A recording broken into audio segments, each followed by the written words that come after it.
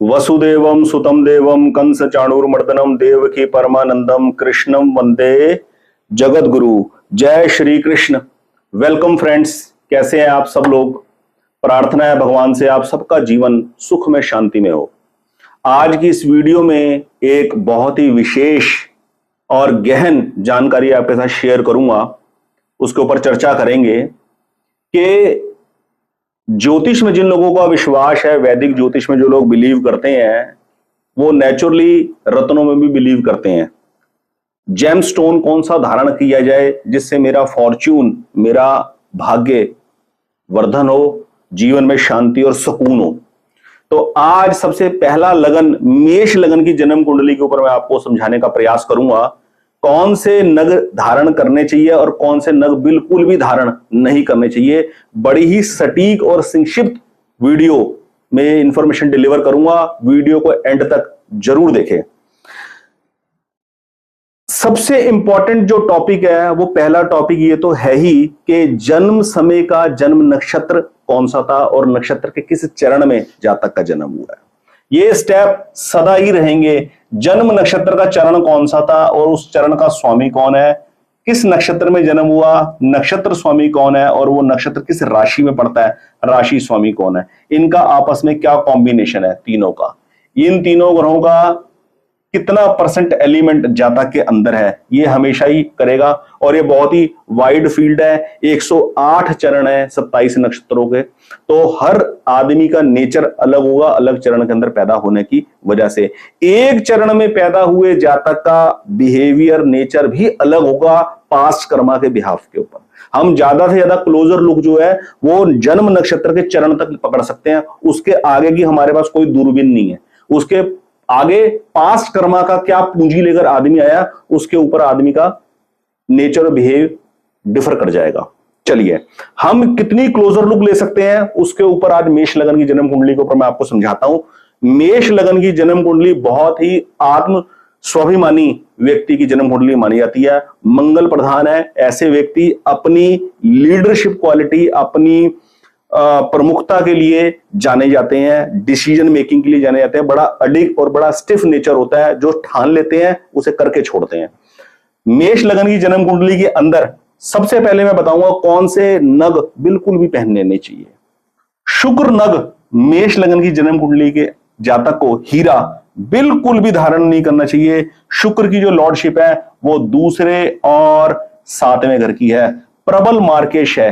शुक्र मेष लगन की जन्म कुंडली के लिए प्रबल मार्केश है। यहां क्लैरिफाई कर दूं, इस बात में कतई बिल्कुल भी वरिड ना हो कि शुक्र लग्जरी, ग्लैमर, सुख, ऐश्वर्य, वैभव का कारक ग्रह है। अगर हम उसकी एनर्जी जीवन में नहीं धारण करेंगे तो ये सब चीजें हमें नहीं मिलेगी। ऐसा बिल्कुल भी नहीं होता। हर जन्म लगन की कुंडली के लिए, उस जातक के लिए लग्नेश, सुखेश, भागेश और कर्मेश ही जीवन के अंदर हर चीज उपलब्ध कराता है। मेष लगन की जन्म कुंडली के व्यक्ति के लिए जीवन के अंदर वाहन सुख, भूमि सुख, मकान का सुख, परिवार का सुख, सुख ऐश्वर्य, पारिवारिक सुख, मंगल, चंद्र और गुरु, ये 3 ग्रह की एनर्जी प्रोवाइड करेगी। ये कंफर्म है। इसी प्रकार हर लगन के लिए ग्रह की प्रमुखता चेंज होती चली जाती है। जैसे पूरी दुनिया भर के अंदर हर आदमी का फिंगरप्रिंट अलग अलग है, सबका डीएनए अलग अलग है। इसी प्रकार हर आदमी का जो तत्व होता है, ग्रह का एलिमेंट होता है, वो सबका अलग अलग होता है। मेष लगन की कुंडली की बात कर रहे हैं। मेष लगन की जन्म कुंडली के जातक के लिए हीरा नग गोल्ड के अंदर बिल्कुल भी धारण नहीं करना चाहिए। इवन चांदी के अंदर भी धारण नहीं करना चाहिए। खास बात का ध्यान रखें, मेष लगन की जन्म कुंडली का जातक विवाह होता है तो शादी के अंदर जो रिंग पहनाई जाती है वो जनरली गोल्ड के अंदर डायमंड की ही पहनाई जाती है। तो उस वक्त फॉर्मेलिटी शेक तो पहननी जरूरी है। 1, 2, 3, 4, 10 दिन के लिए पहन ले। उसके बाद हमारा सजेशन ये है, मेरा सजेशन ये है कि मेष लगन का जातक कभी भी गोल्ड के अंदर हीरा या हीरा किसी भी फॉर्म में धारण बिल्कुल भी ना करे। ये शुभ नहीं है। हीरा हट गया। दूसरा, मेष लगन की जन्म कुंडली के लिए बुध तीसरे घर और छठे घर की लॉर्डशिप लेकर बैठा है। बुध का नग पन्ना बिल्कुल भी धारण न करे। गोमेद लहसनिया पहनने के लिए मैं वैसे ही मना करता हूं। सभी लगन के जातकों के लिए गोमेद और लहसनिया बिल्कुल भी धारण नहीं करना चाहिए, क्योंकि राहु और केतु की शांति पूजा अर्चना से और वृक्षारोपण से हो जाती है। चालाकी, दगाबाजी, किसी के प्रति षड्यंत्र रचना, इस सब का त्याग कर कर राहु केतु की शांति की उपलब्धि पाई जा सकती है जीवन में। उसके लिए नग धारण करने की कोई जरूरत नहीं है कि अगर मैंने गोमेद धारण कर लिया तो राहु फेवरेबल हो जाएगा, लहसनिया धारण कर लिया तो केतु कंट्रोल में हो जाएगा। ऐसी अंधविश्वास में बिल्कुल भी ना पड़े।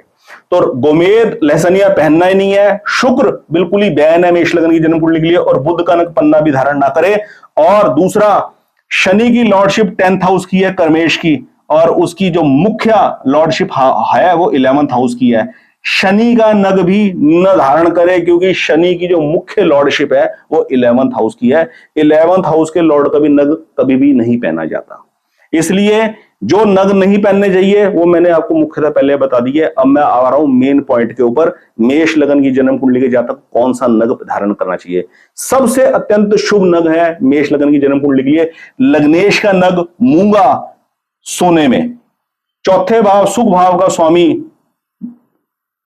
चंद्र का नग मोती चांदी में, और नवम भाव का स्वामी गुरु का नग पुखराज मूल त्रिकोण राशि भाग्य भाव के अंदर है, पुखराज सोने में। ये तीन नग अत्यंत भाग्यशाली है मेष लगन की जन्म कुंडली के लिए। लेकिन तीनों नगों को इकट्ठे पहनने की कोई जरूरत नहीं है, नहीं तो कुछ भी पता नहीं चलेगा कौन सा नग कौन से ग्रह का एलिमेंट हमें लाभ दे रहा है जीवन के अंदर।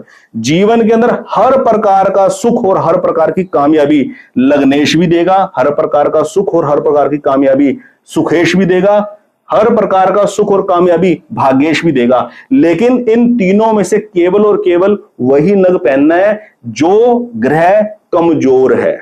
तीनों के कंपैरेटिवली आपस में तीनों में जो भी ग्रह अत्यधिक कमजोर होगा उसके एलिमेंट को बढ़ाने के लिए, उसके तत्व को, उसकी एनर्जी को बढ़ाने के लिए रेलेवेंट जेमस्टोन पहना जाएगा। यदि लग्नेश की स्थिति कमजोर है, मंगल जन्म कुंडली के अंदर कमजोर स्थिति में है, तो मूंगा धारण किया जाएगा सोने के अंदर। यदि सुख भाव का स्वामी चंद्र कमजोर है, जन्म कुंडली के अंदर पीड़ित है, निर्बल है, तो चांदी के अंदर मोती धारण किया जाएगा। यदि इन दोनों की पावर बिल्कुल ठीक है फिर भी जीवन के अंदर कोई अड़चन है तो पुखराज धारण किया जाएगा सोने के अंदर। बस तीनों नगों को पहनने की कोई जरूरत नहीं है। जीवन के अंदर ज्यादा से ज्यादा केवल 2 नग पहनने चाहिए, तीसरे का तो सवाल ही पैदा नहीं होता। बस केवल इतनी जानकारी जीवन यापन के लिए बिल्कुल पर्याप्त है, और किसी भी प्रकार के कोई वहम में पड़ने की आवश्यकता नहीं है।